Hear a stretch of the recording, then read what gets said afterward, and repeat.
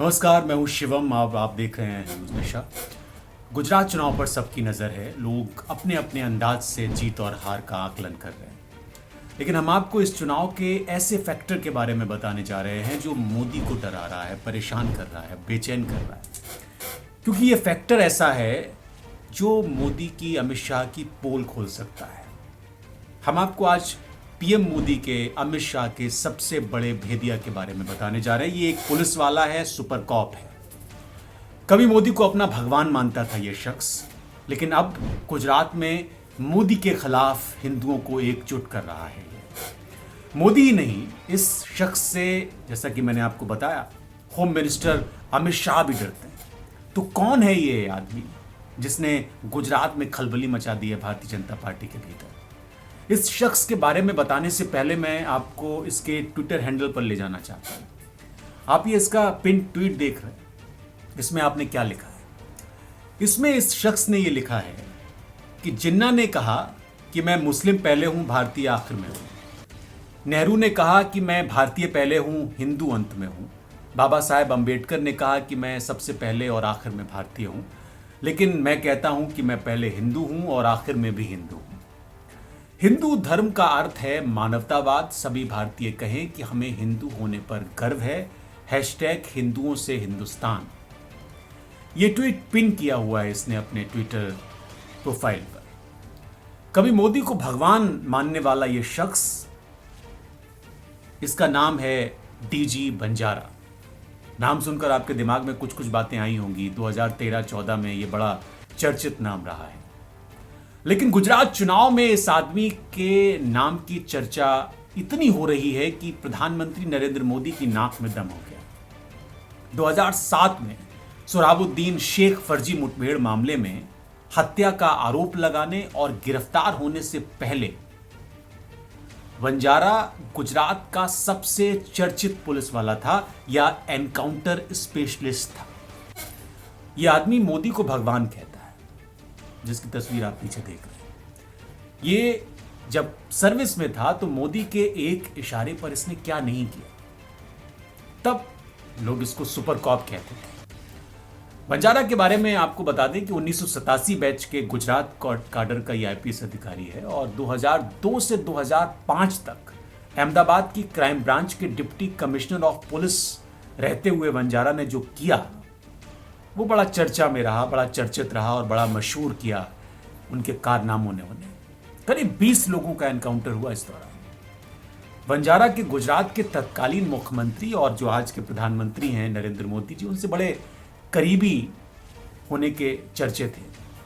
बंजारा मोदी की आंख के इशारे समझते थे, लेकिन फिर हालात धीरे धीरे बदलते गए। मोदी पीएम बने और बंजारा की जिंदगी बेकार होती गई, या बंजारे में ये इनकी जिंदगी होती गई। लेकिन इसका खेल क्या था ये समझेंगे, लेकिन उससे पहले आपको बता दें कि आखिर क्यों गुजरात चुनाव में मोदी का सबसे बड़ा भेदिया खेल कर सकता है, गेम कर सकता है, बीजेपी के लिए मुश्किल खड़ी कर सकता है। गुजरात चुनाव में सभी दल खुद को प्रचार में झोंक रहे हैं, पूरी ताकत लगा रहे हैं, लेकिन मोदी के सबसे बड़े भेदिया ने एक नई पार्टी लॉन्च कर दी और इसका नाम रखा प्रजा विजय पक्ष। उन्होंने गुजरात की सभी 182 सीटों पर चुनाव लड़ने का ऐलान कर दिया। बीजेपी के लिए चिंता की बात यह है कि वो उसी विचारधारा का झंडा लेकर चल रहा है जिसको लेकर प्रधानमंत्री बने नरेंद्र मोदी। बंजारा के राजनीतिक दल की विचारधारा धुर हिंदू दक्षिणपंथी है। उन्होंने खुद कहा कि हिंदुत्व से कम कोई भी पार्टी गुजरात की सत्ता में बीजेपी की जगह नहीं ले सकती, क्योंकि गुजरात हिंदुत्व की प्रयोगशाला है। प्रजा विजय पक्ष ही केवल ऐसी पार्टी है जो इसकी क्षमता रखती है। राज सत्ता को अहमियत देने वाली बीजेपी के मुकाबले हिंदुत्व के मामले में सबसे बड़ी पार्टी ये पार्टी बन सकती है, ये डीजी बंजारा ने कहा है। अब बड़ी बात यह है कि धर्म सत्ता क्या गुजरात की सत्ता को पलट देगी? अब मोदी अपने भेदिया से डर क्यों रहे हैं, ये सवाल भी बड़ा है। मैं तो आपको एक ट्वीट मैं पढ़ाता हूं जो इनकी ही ट्विटर प्रोफाइल पे है। इन्होंने लिखा कि मेरे बड़े मित्र और मार्गदर्शक देश के प्रधानमंत्री श्री नरेंद्र मोदी को उनके 72वें जन्मदिन पर हार्दिक शुभकामनाएं। शतः जीवा शरदा। वर्षों पहले हमने भारत माता को सभी शक्ति और सर्वोच्च महिमा में लाने का सपना देखा था, जो काम आप अच्छी तरीके से कर रहे हैं। बंजारा मोदी के वो भेदिया हैं जो जानते हैं कि कैसे इस करिश्माई नेता को कंट्रोल किया जा सकता है, कैसे काम लगाना है इसका। बंजारा और मोदी का उदय लगभग एक साथ हुआ। ये 2002 की बात है। 2002 की शुरुआत में बंजारा ने कई एनकाउंटर्स ये कहते हुए कर दिए कि ये सभी लोग नरेंद्र मोदी को मारना चाहते हैं, ये आतंकवादी हैं। जून 2004 में एक 19 साल की छात्रा जिसका नाम इशरत जहां था और उसके साथ 3 अन्य लोगों को अहमदाबाद के बाहरी इलाके में गोली मारी गई थी। बड़ी चर्चा में रही ये खबर। पुलिस ने इशरत को लश्कर तैयबा का आतंकवादी बताया। वहीं इशरत की पूरी जो घटना थी उस पूरे एनकाउंटर की, ये कहा जाता है कि ये फेक एनकाउंटर था। 2005 में जब बंजारा गुजरात के आतंकवाद विरोधी दस्ते के प्रमुख थे, सोहराबुद्दीन शेख और उनकी पत्नी कौसर बी को नवंबर 2005 में एटीएस टीम ने बस से उतारकर अहमदाबाद के पास एक फार्म हाउस में ले जाकर बंधक बनाकर रखा। बड़ा हंगामा हुआ इसके, बड़ा हो हल्ला मचा। गुजरात की पूरी सियासत उस दौरान हिल गई और कुछ दिनों बाद सोहराबुद्दीन को एक उनकी लाश मिलती है, उनका एनकाउंटर हो गया ये कहा गया। कौसर भी लापता हो गई। उसके बाद कथित एनकाउंटर के बाद बंजारा ने एक प्रेस कॉन्फ्रेंस करके कहा कि जो शख्स मारा गया वो लश्कर तैयबा का आतंकवादी था और मोदी की हत्या की साजिश रच रहा था। किसी को यकीन नहीं था इस बात पर, लेकिन ये मामला बना। इसी के बाद अगले साल दिसंबर 2006 में तुलसी प्रजापति एक कथित एनकाउंटर में मारा गया। प्रजापति सोहराबुद्दीन का कथित साथी और एक पुलिस मुखबिर था। प्रजापति बहुत महत्वपूर्ण कैरेक्टर है। प्रजापति सोहराबुद्दीन मामले में गवाह था। उसका कथित एनकाउंटर गुजरात के जिस बनासकांठा जिले में हुआ, उस इलाके की कमान कुछ दिन पहले ही बंजारा ने संभाली थी। बंजारा तबादले के जरिए वहां बॉर्डर रेंज के आईजी बनाकर पहुंचे थे या भेजे गए थे। बंजारा को अप्रैल 2007 में गुजरात सीआईडी ने सोहराबुद्दीन शेख मामले में गिरफ्तार किया। सीआईडी ने कोर्ट से नार्को टेस्ट की अनुमति मांगी। बंजारा के वकील ने इसके खिलाफ एक दलील दी और कहा कि बंजारा को दिल की बीमारी है और टेस्ट के लिए जो उनको दवाइयां दी जाएंगी, जो रसायन दिए जाएंगे, वो उनकी सेहत के लिए खतरनाक होंगे, नुकसान पहुंचाएंगे, तो आप ये ना करिए।